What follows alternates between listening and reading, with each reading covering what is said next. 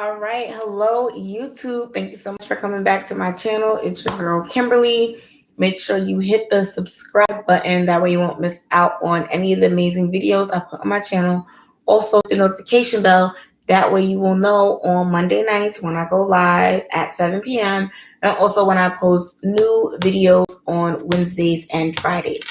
So, thank you so much for joining us. Thank you so much for watching. If you're awesome, you're catching this live. And for everybody else, you're equally as awesome. But don't worry, we'll see you next week. So before I get into all the things, I'll definitely just start talking about me because why not? I'm just kidding. I'm doing well. I had a great weekend, productive week, got a lot of things done. Didn't do some other things, but it all comes out in the wash. So we're gonna be more productive this week. So let me know if you have any ideas for what you do to stay productive. To be honest, I used to be a huge planner girl pre 2020. Well, actually, I'm lying. January, February, I continued with my planner life. I was all into planners. I got passion planners and I switched to Commit 30 and I do all the things plannery. I don't do bullet journaling because I don't like drawing. So then I feel like it always looks janky. But then kind of 2020 happened. I fell off with the planner. My planner is really on my bookshelf collecting dust now. And now I've been trying to do more of weekly lists. But I really wish I had one place where I kept track of all my weekly lists so I could go back to see what I didn't do last week. Because on Monday, then I have a whole bunch of new ideas of these are all the things I want to do. And I magically forget about all the things I was supposed to do last week, right? So, hey, happy birthday, Angie. Thank you so much for coming. Happy birthday. But, so I need to focus on planning, writing things down, and then going back in time, looking at what I didn't do last week, and then focusing on it for the next week. So, plan, because that's when you have to do all the things, especially because even my YouTube channel, I want to try new things, do different things. So, if you don't plan, can't succeed, right? All of that. So, what time is it? 2 minutes in. We are going to get started. Because I know that the Versus is tonight with Brandy and Monica, and everybody wants to go watch it. So we are going to be done before 8 o'clock. So that way you can get your snack, get your little glass of wine, and you can watch the Versus battle. I think that this is going to be one of the top 5 Versus battles. My favorite Versus battle was Beanie Man and Bounty Killer. Next, it was Jill Scott and Erykah Badu. After that, it was what did she say? Oh, yes, planners. Yes, wasting money on planners. We'll see. I do have blank notebooks, so I think that's going to be my thing I do now, because especially with school supplies, you could find little notebooks at the dollar store and stuff. So you're right. These planners were wasting money. But so I'm excited for the Versus battle tonight. I'm not really Team Brandy or Team Monica. I just want to see them both singing. I think it's going to be fun. Okay, so in order to make sure we make it on time for the Versus battle, I'm gonna get started. Selena Gomez launches Rare Beauty. Now, of course, last Monday we had a whole talk about Lauren Conrad's. I don't even remember the name of her collection. She launched a new beauty collection that was vegan, natural, eco-friendly. Her new collection or whatever. Lauren Conrad, last week we said, all these celebrities are coming out with collections, but maybe there's room for them. This week, Selena Gomez comes out with a collection. Her collection is called Rare Beauty. I did go to the website and looked at it real quick. So for just all of the products are under $30. So remember I said that. So the foundation was $29, the concealer is $19, the lipstick was $20, the eyeliner was $19, and then the liquid blush was $20. Her product packaging looked like a mix of Ilia. If Ilia and Glossier had a baby that spent too much time on TikTok, it would be Rare Beauty.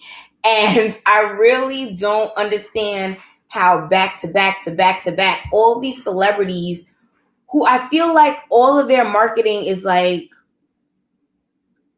it has to be geared toward women 18 to like, I'm gonna say like 27, because I don't feel included in who they're targeting.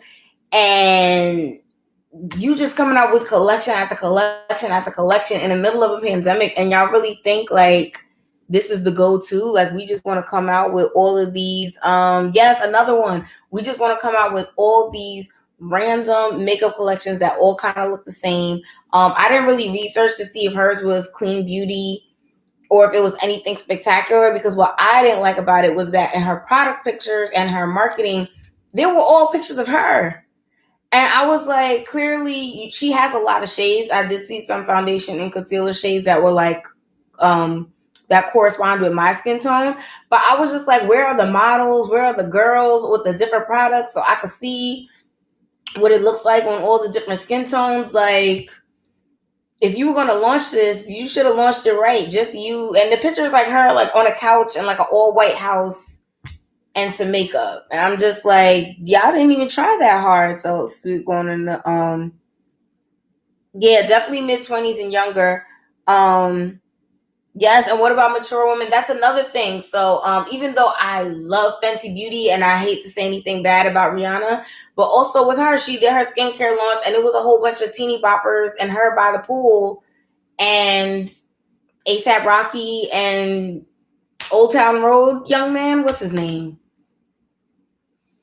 Y'all know who I'm talking about. Yeah. So I know, and I'm not. I promise you, I probably should know his name, but so I'm just like, we have to do better. So the only the thing that I did like about it was that all the products were under $30. So I am appreciating this new price point of trying to keep everything more affordable, so that way more people can try it. It is at Sephora, so that's another thing. A lot of people have access to Sephora, so that is a good deal. So I wish her the best and everything, because I mean, Selena Gomez really didn't do anything to hurt me. I don't feel like she's a negative celebrity or that she's like purposely trying to exclude people. I just think that it's my lip gloss is Glossier. It's the red one. So this is my favorite lip gloss besides Fenty Beauty Gloss Bomb. So I really think I don't know, that I guess the price point is good, but it just seems really similar to everything else that's coming out. And that brings me to my next point, which what is my favorite celebrity brands or influencer brands? So of the beauty brands, which of the two do I prefer? So the celebrity brands, that's going to be your Fenty Beauties, Rare Beauty, I guess, will fall into the same category. The ones that are head up by celebrities. And then you have kind of the influencer collaborations. I don't know if we have any influencers that have their own brands that I would be willing to talk about on this channel. There's a couple people, but we all know I'm not giving the racist time on my airwaves, so they're not going to get mentioned. But yeah, so some influencers have their own beauty brands. So sorry, I'm like going back and forth between comments and looking at the camera, but my thing is a lot of influencers. Oh, Patrick Starr, there we go. He's somebody I can name that's not problematic. Even though I don't like anything from his collection so far and I'm not going to buy it, at least he was a makeup artist. He worked at MAC for years. He's put makeup on different people's skin tone.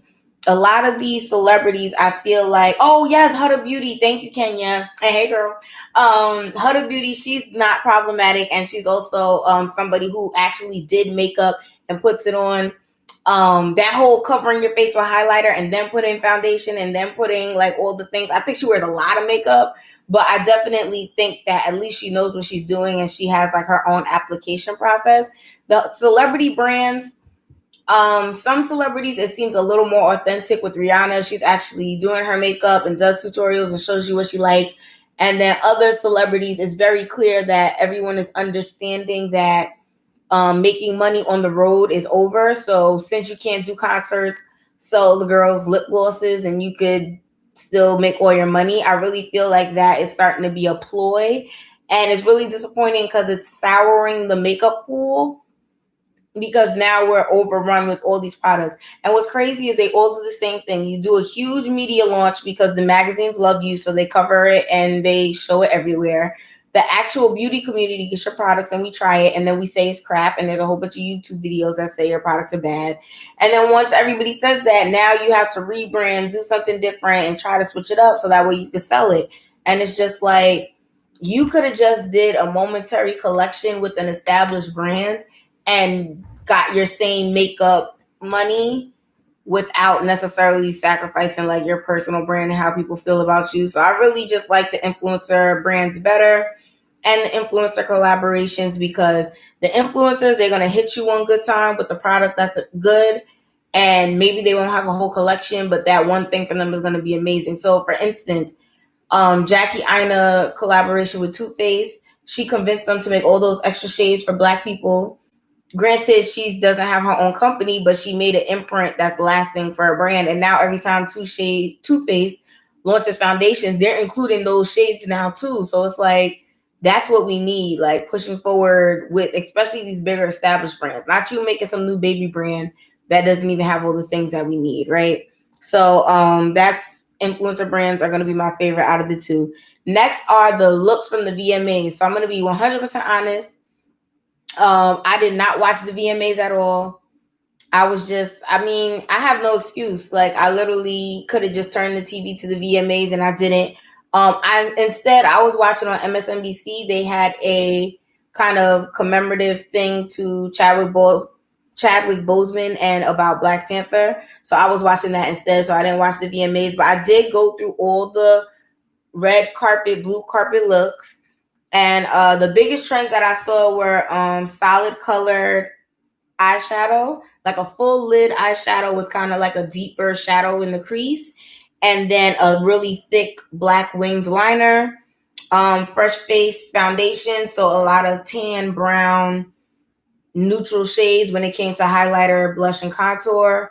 When it came to highlighter or blush, contour colors were really close to the foundation colors. And then I noticed a lot of nude glossy lips.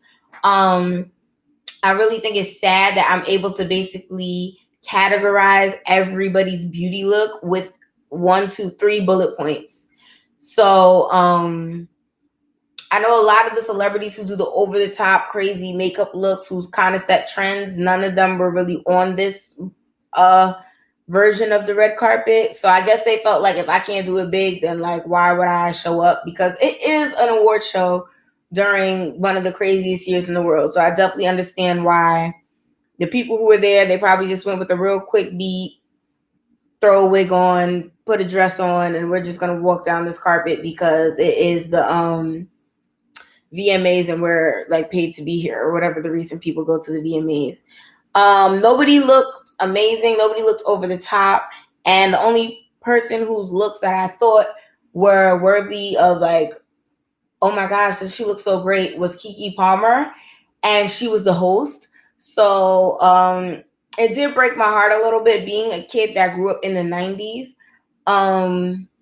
Award shows used to be a big deal. Like, the fashion and the beauty and the looks from award shows were huge. Like, even for award shows that are less prestigious, like the VMAs, people still cared. Like, when whoever had the red carpet looks, people were talking about it. The performances, everyone was trying to recreate that makeup look. You'd see pictures of them in the supermarket tabloids and everything. And it was a really big deal. Like, actually, it used to be that the award shows would kind of set a trend real quick that everybody would follow before Fashion Week hit for the fall. And it was like, oh, this is what they were wearing at the VMA. So the August, September, you would be wearing all those looks, or would be talking about, or you would see celebrities in all those looks until Fashion Week happened. And the fact that it seems like that era is done. Like, people are just, granted, award shows are not the same because of the state of the world. But even before this happened, nobody was really checking for the beauty. People are looking for fashion fails. Like, no one is looking for, oh, like, she did a look that was a new trend. Everybody's just like, do you look horrendous? And can we make fun of you on social media? Adele with some Bantu knots and Jamaican flag bikini. I don't know how that happened, or what beauty team was just sitting there like, Yep, this is a good look. Like, let's do this. But I mean, she did it, and I don't know, it gave her a viral moment, so maybe it was worth it. But I really miss the days when you could look at the award shows and be inspired and recreate the looks. Now, the girls on Instagram are doing better makeup than the people for the red carpet, which is sad. So, but it is what it is.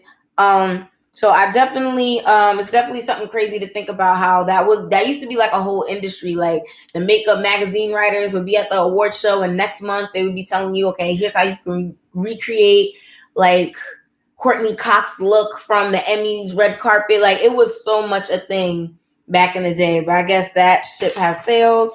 I'm a little disappointed, especially because I'm a huge magazine lover. Like, although YouTube helped me learn most of the practical application and the hands-on processes of putting on makeup and experiencing makeup, it was really magazines, like growing up and seeing like my favorite celebrities and rappers and actresses and seeing all these people kind of like glamorized for the red carpet. That's really what made me like start to love makeup. So it's sad to see that award shows kind of don't really play a key part in that anymore. So now product releases. It's funny, I was watching the news and like the stock market was going down and the financial people were like not doom and gloom, but they were basically just talking about all this stuff that's happening in the world and how it's affecting the markets. And then you go on Instagram and it's like makeup collection, makeup collection, makeup collection, makeup collection. And I'm like, are we in the same world? Like, are y'all not, do y'all not see what's going on outside? But I guess it's good that they're coming out with more collections because maybe that means they'll be able to keep people employed for longer. But I also, there's no fun wearing makeup in the house. Like, literally, the point of makeup is to like make your face beautiful so people can see you. And I do know Jackie Aina just posted a great video on how to wear makeup so that way it won't transfer on your mask. But even though the makeup can't get on your mask, no one could see it. Like, eyeshadow, maybe mascara, but other than that, you really can't, in my book, make a case for any other makeup because no one's gonna see it. So, and I mean, you could do your makeup every day and just post pictures of yourself, but then people might think you're narcissistic. So maybe not every day, maybe just once a week. But product releases. So we can start off with ColourPop. I'm gonna have to drink some water real quick, Lord. Why is ColourPop coming out with 10 collections every week?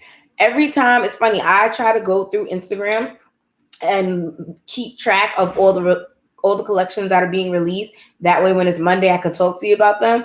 There was like 4 different. It was ColourPop Candyland. They were bringing back this other one. And I was just like, how come you guys keep having so many collections? Like one at a time. That's what makes them special. You focus on one collection, you do a whole bunch of marketing and promotion.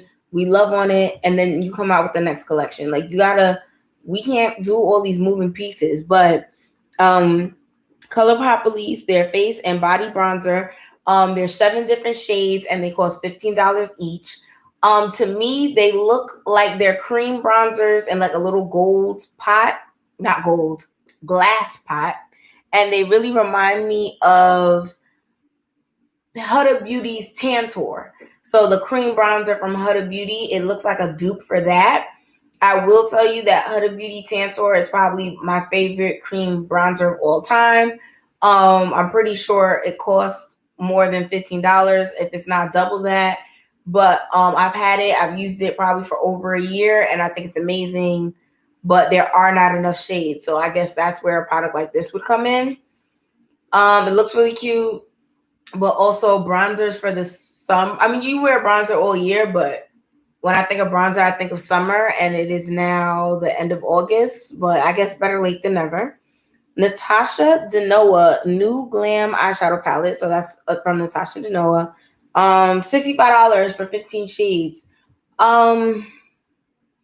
I've never tried anything from Natasha Denoa. Every time Denona, I think that's how you say it. Every time I see it on Sephora and I look at the reviews, a lot of the reviews are like, it's just an okay palette. And anything more than $50 just has to be amazing. Like, These Wet n Wild eyeshadow palettes from the drugstore are killing it. Fenty Beauty Snap Shadow palettes, $25 each. If you want $65 for eyeshadow, it literally has to be eyeshadow shades that in the last 10 years I've never seen anything like it. So I've never purchased anything from her, but she does have good reviews on Sephora.com. Nikki Tutorials, who is a beauty. Nikki Tutorials is not her name, that's her Instagram handle. She is a beauty influencer on YouTube. She worked together with Beauty Bay Com, and I think it's just Beauty Bay, and they have a pressed pigment eyeshadow palette for $30. It's 20 shades. It looks just like the Pure palette that just came out with that other influencer. I'm guessing because it's pressed pigments, it's supposed to be more opaque than the average eyeshadow palette, but it literally looks just like the Pure palette that just came out. I think it's cheaper than the Pure palette, which is like the sticking point. This palette is only $30. I think the Pure palette was probably like $40 or $50, but it looks like maybe, so I guess maybe it's a dupe for it. I don't know. I'm not going to get it, but who knows? I'm pretty sure people are. Charlotte Tilbury. Interesting story from my experience with Charlotte Tilbury. The first time I saw Charlotte Tilbury was when I went to London. I would say that was 2017. I went to London and Paris, and I saw Charlotte Tilbury's in Harrods. It had a whole big display. And I remember just looking at it, and they had 3 models. It was a white woman with like light blonde hair, a fair white woman with like light blonde hair, a medium white woman with like brunette hair, and then a light-skinned African American woman with like a wet and wavy, curly, long hair. And I was just like, that's it? Okay, maybe those are the only people in the pictures. Let me look at the shades. The deepest shade was like sand. And I was just like, what? This makes no sense. But I mean, I guess that she was she's a makeup artist, so I guess it's just like the beginning of her brands at that time. Or maybe it just wasn't a full display of all the colors, but I was just looking at it and I was like, oh, this is whack. Limited shade range is giving me real It Cosmetic, Laura Mercier back in the day before she extended the shade ranges and stuff. So I was like, okay, I see it, but like I don't see it.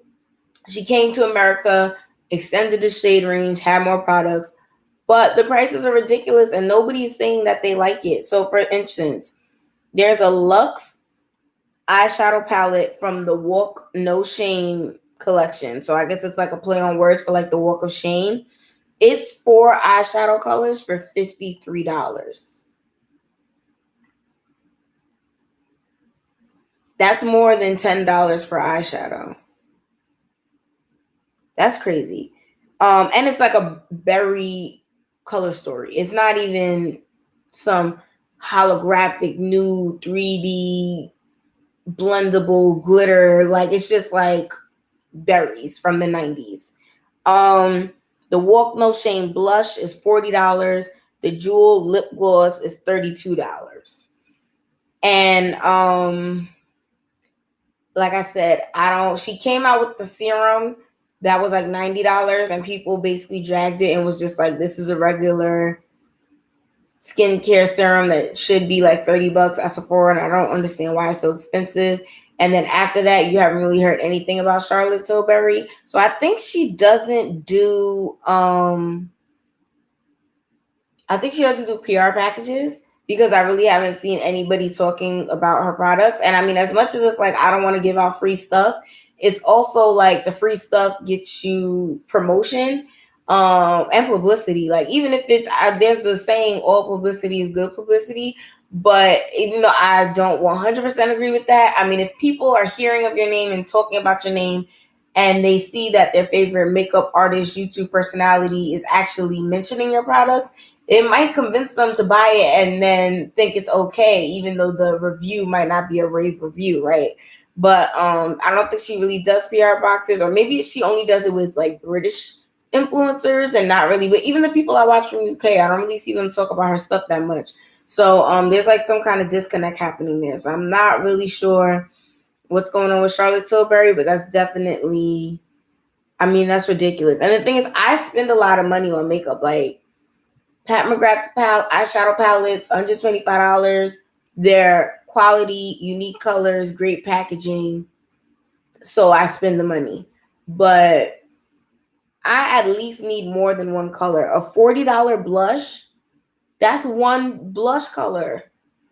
And for $40, that's not even like, I need options. Like, for I'd rather you add $20, make it $60, and then make it a blush palette. So then at least I get 4 to 6 shades, and then $60 worth of blush. It makes it seem worth it, because the best blushes are NARS blushes, $25. I think they're $27 now.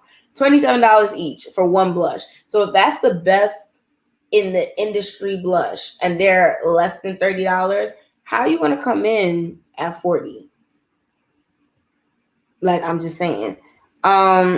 Next and last product launch I'm going to talk about is YSL All Hours Foundation, the customizable set, and it is $54. And with that set, you get like the foundation, and then I think you get like a primer, and then like some other products. So it's 3 products, and it's $54. Speaking of expensive foundation, I like YSL makeup. They have a bigger range now. Back in the day, they didn't, but you know, when you know better, you do better. So they have a bigger color range now. The products last a really long time, and they look really beautiful. There aren't many high-end makeup brands that I think are worth the money. Like,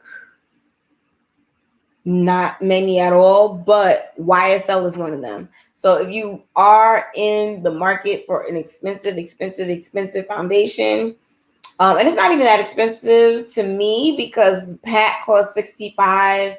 Dior Show Spray is at $80, I think now. So there are more expensive foundations, but I do understand that a lot of people, drugstore foundation, $12, $15 is enough. And then high end, they're thinking $40. So, but the fact that it's $54 and you're getting the foundation and 2 other products, then that kind of makes the foundation, if you think about it, come down a few dollars. So, but I just really love, in the summertime, I don't have foundation on now, but my favorite summer foundation is the YSL Touche Éclat foundation. And I love that foundation. My skin looks airbrushed. It looks amazing. It's not hard to put on. It sets quickly enough that you can go on with your day once you apply it and move on to your other makeup, but it doesn't set so quickly that you can't blend it fully. It's very wearable. It looks like your makeup is done by a professional makeup artist. So great. And it's one of my favorite foundations. So I definitely believe in YSL foundation prices.